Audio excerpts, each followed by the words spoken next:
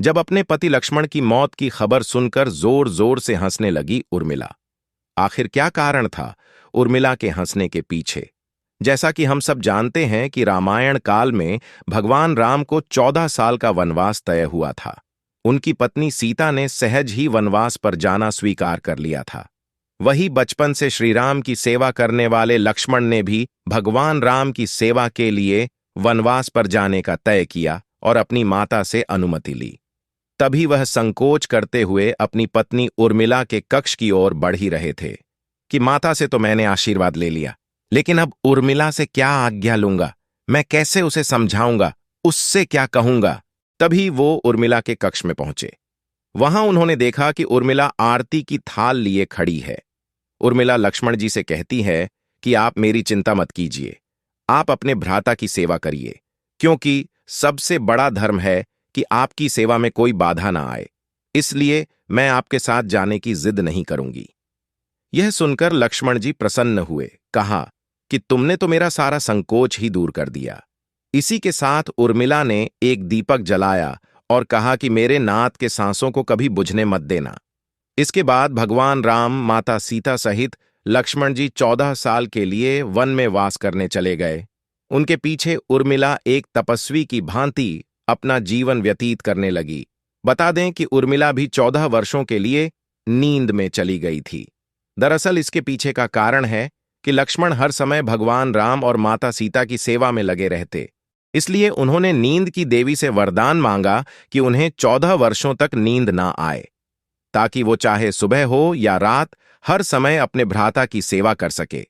नींद की देवी उन्हें यह वरदान देने के लिए तैयार हो गई, लेकिन उन्होंने कहा कि आपके बदले आपके किसी करीबी को सोना होगा, और यह काम संभाला उनकी पत्नी उर्मिला ने।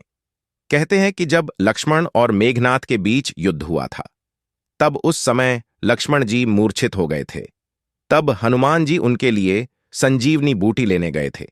संजीवनी बूटी लेकर जैसे ही वो अयोध्या से गुजरे, तो हनुमान जी को राक्षस समझकर भरत ने उन पर तीर से हमला किया और हनुमान जी नीचे गिर गए। हनुमान जी ने भरत जी को सारी बात बताई कि किस तरह रावण के पुत्र मेघनाद ने लक्ष्मण जी पर हमला कर दिया है, इसलिए वह उनके लिए संजीवनी बूटी लेकर जा रहे हैं। वही आपको बता दें कि जैसे ही लक्ष्मण जी मूर्छित हुए, वैसे ही उर्मिला जी भी अपनी नींद से उठ खड़ी हुई थी। जहां भगवान राम जी की माता कौशल्या ने यह सब सुना, तो उन्होंने कहा कि राम से कहना कि लक्ष्मण के बिना वो भी अयोध्या में पैर ना रखें। वहीं दूसरी ओर माता सुमित्रा ने कहा कि भगवान राम से कहना कि अभी भी मेरा दूसरा पुत्र शत्रुघ्न मेरे पास है, अगर जरूरत पड़ी तो मैं उन्हें भी भेज दूंगी। मैंने दोनों बेटे भगवान राम जी की सेवा के लिए ही तो जन्मे हैं। माताओं का ऐसा प्रेम देख हनुमान जी की आंखों से भी आंसू आ गए। वहीं जब हनुमान जी ने उर्मिला को देखा, वो चुपचाप खड़ी थी। जब हनुमान जी ने उनसे पूछा कि क्या उन्हें अपने पति की चिंता नहीं हो रही, तब उन्होंने कहा कि हे हनुमान जी, मैं भला क्यों चिंता करूं? मेरा दीपक अभी भी संकट में नहीं है, तो मेरे स्वामी कैसे संकट में हो सकते हैं? और वो हंसते हंसते वहां से चली गई।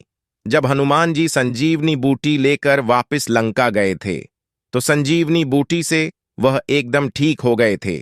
तो वहीं उर्मिला जी भी अपने भवन में जाकर सो गई थी। रावण को हराने के बाद जब भगवान राम सीता माता समेत अयोध्या वापस आए, तो उन्होंने कई वर्षों तक अयोध्या में राज किया।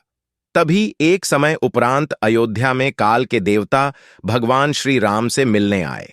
उन्होंने भगवान राम से विनती की कि हमें किसी खाली स्थान वार्तालाप करना होगा, और अगर इस वार्तालाप के बीच कोई आ जाए तो आपको उसके प्राण लेने होंगे। भगवान राम और काल वार्तालाप करने लगे, और उन्होंने पहरेदारी के लिए लक्ष्मण को कक्ष के द्वार पर खड़ा कर दिया। तभी वहां पर दुर्वासा ऋषि भगवान से मिलने आए।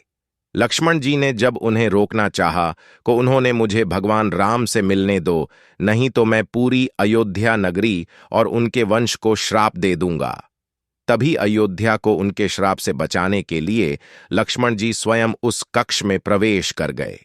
तब उन्होंने देखा कि भगवान राम काल जी वार्तालाप कर रहे हैं। काल वहां से अचानक गायब हो गए।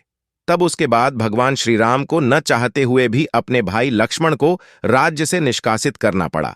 राज्य से निष्कासित करना मतलब कि अपना देह त्यागना। ऐसे में लक्ष्मण जी ने स्वयं अपना देह त्याग दिया, और जब यह बात उर्मिला जी को पता चली तो वह जोर जोर से हंसने लगी और बोली, मेरे पति ने सदैव धर्म का पालन किया है। अपने ज्येष्ठ भ्राता भगवान श्री राम का हमेशा ही उन्होंने पूजा किया, उनकी और माता सीता की पूजा की, और आज अयोध्या वासियों और हमारे वंश को श्राप से बचाने के लिए उन्होंने अपने ऊपर एक सबसे बड़ा दोष ग्रहण किया और अपना देह त्याग दिया। मेरे पति ने अपने धर्म का ही तो पालन किया है। ऐसे जोर जोर से हंसते हंसते उर्मिला जी ने भी अपना देह त्याग दिया। तो दोस्तों, आपको पता चल ही गया होगा कि उर्मिला के हंसने का कारण क्या था। लक्ष्मण जी ने हमेशा अपने भ्राता श्री राम की सेवा की और अंत में मृत्यु को प्राप्त हुए। मिलते हैं अगले वीडियो में ऐसी ही पौराणिक कथा के साथ। तब तक के लिए प्रेम से बोलिए जय श्री राम।